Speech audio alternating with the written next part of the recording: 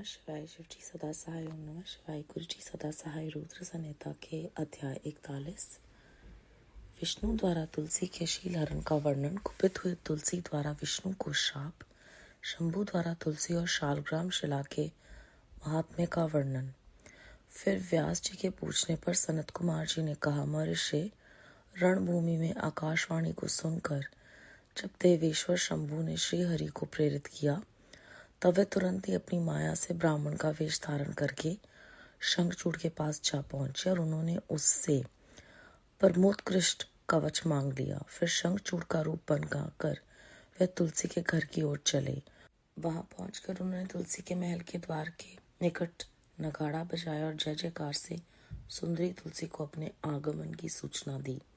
उसे सुनकर सती साध्वी तुलसी ने बड़े आदर के साथ झरोखे से रास्ते राजमार्ग की ओर जाकर अपने पति को आया हुआ जान वे परमानंद में निमग्न हो गई। उसने तत्काल ही ब्राह्मणों को धन दान देकर उनसे मंगलाचार कराया और फिर अपना श्रृंगार किया। इधर देवताओं का कार्य सिद्ध करने के लिए माया से शंखचूड़ का स्वरूप धारण करने वाले भगवान विष्णु रथ से उतरकर देवी तुलसी के भवन में गए। तुलसी ने पति रूप में आए हुए भगवान का पूजन किया। अब उस साध्वी ने सुख सामर्थ्य और आकर्षण में व्यतिक्रम देखकर सब पर विचार किया और संदेह उत्पन्न होने पर वह तू कौन है, यूं डांटती हुई बोली। तुलसी ने कहा, दुष्ट, मुझे शीघ्र बतला कि माया द्वारा मेरा उपभोग करने वाला तू कौन है।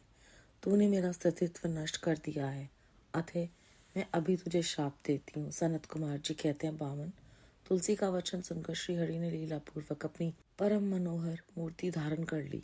तब उस रूप को देखकर तुलसी ने लक्षणों से पहचान लिया कि यह साक्षात विष्णु है, परंतु उसका पातिव्रत्य नष्ट हो चुका था, इसलिए वह कुपित होकर विष्णु से कहने लगी। तुलसी ने कहा, हे विष्णु, तुम्हारा मन पत्थर के सदृश कठोर है, तुम में दया का लेश मात्र भी नहीं। मेरे पति धर्म के भंग हो जाने से निश्चय ही मेरे स्वामी मारे गए। चूंकि तुम पाषाण सदृश कठोर, दया रहित और दुष्ट हो, इसलिए अब तुम मेरे शाप से पाषाण स्वरूप हो जाओ। सनत कुमार जी कहते हैं, मैंने यूं कहकर शंखचूड़ की वे सती साध्वी पति तुलसी फूट फूट कर रोने लगी और शोकार्त होकर बहुत तरह से विलाप करने लगी। इतने में ही वहां भक्त वत्सल भगवान शंकर प्रकट हो गए और उन्होंने समझाकर कहा, देवी, अब तुम दुख को दूर करने वाली मेरी बात सुनो और श्री हरि भी स्वस्थ मन से उसे श्रवण करे, क्योंकि तुम दोनों के लिए जो सुख कारक होगा वही मैं कहूंगा। भद्रे, तुमने जिस मनोरथ को लेकर तप किया था, ये उसी तपस्या का फल है। भला वह अन्यथा कैसे हो सकता है? इसीलिए तुम्हें उसके अनुरूप ही फल प्राप्त हुआ है। अब तुम इस शरीर को त्याग कर दिव्य देह धारण कर लो और लक्ष्मी के समान होकर नित्य श्री हरि के साथ वैकुंठ में विहार करती रहो। तुम्हारा यह शरीर जिसे तुम छोड़ दोगी नदी के रूप में परिवर्तित हो जाएगा। वह नदी भारतवर्ष में पुण्य रूपा गंडकी के नाम से प्रसिद्ध होगी। महादेवी, कुछ काल के पश्चात मेरे वर के प्रभाव से देव पूजन सामग्री में तुलसी का प्रधान स्थान हो जाएगा। सुंदरी, तुम स्वर्ग लोक में, मृत्यु लोक में तथा पाताल में सदा श्री हरि के निकट ही निवास करोगी और पुष्पों में श्रेष्ठ तुलसी का वृक्ष हो जाओगी। तुम वैकुंठ में दिव्य रूप धारिणी वृक्षात्री देवी बनकर सदा एकांत में श्री हरि के साथ क्रीड़ा करोगी।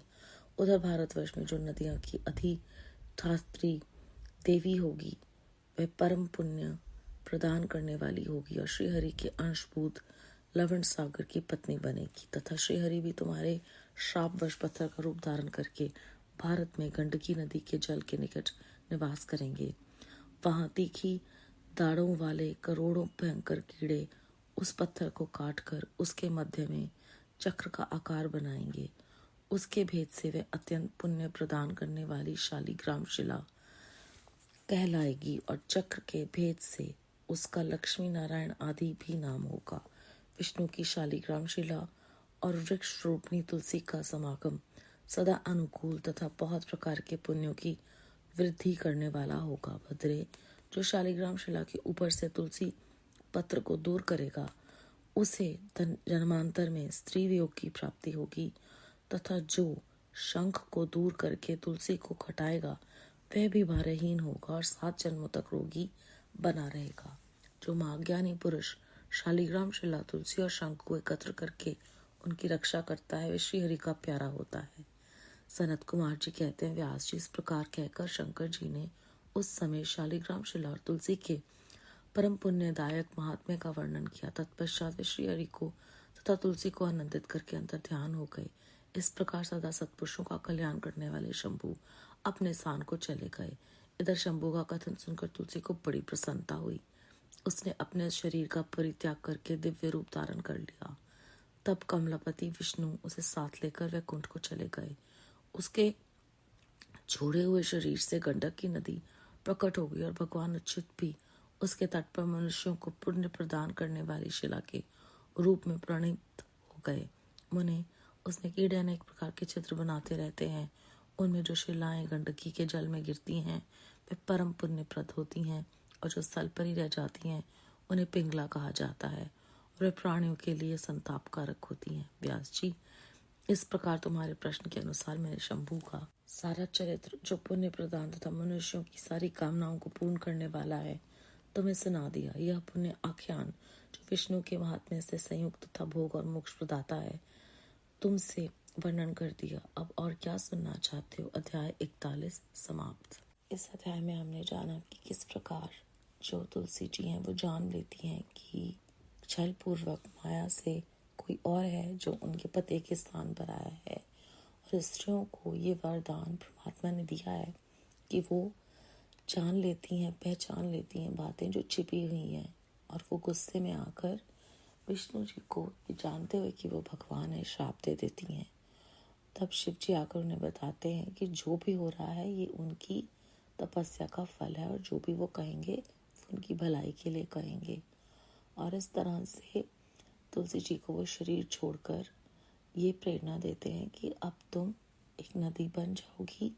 वो नदी परम पूजनीय होगी, जो गंडकी के नाम से प्रसिद्ध होगी, और तुम सभी फूलों में सबसे सर्वोत्तम होगी, वृक्षों में सबसे ऊपर होगी, तुम्हें पूजनीय माना जाएगा, और तुम विष्णु जी के साथ हर समय रहोगी। जो भी तुम दोनों को अलग करेगा उसे पाप लगेगा। इस प्रकार सनत कुमार जी ने पुण्य प्राप्त कराने वाला ये आख्यान जो है वो सुनाया है, जिससे मोक्ष भी मिलता है और भोग भी, कि विष्णु जी जो है वो भोग और मोक्ष दोनों के प्रदाता है। ओम नमः शिवाय। शिव जी सदा सहाय। ओम नमः शिवाय। गुरु जी सदा सहाय। बेअंत बेअंत शुक्राना गुरु जी महाराज।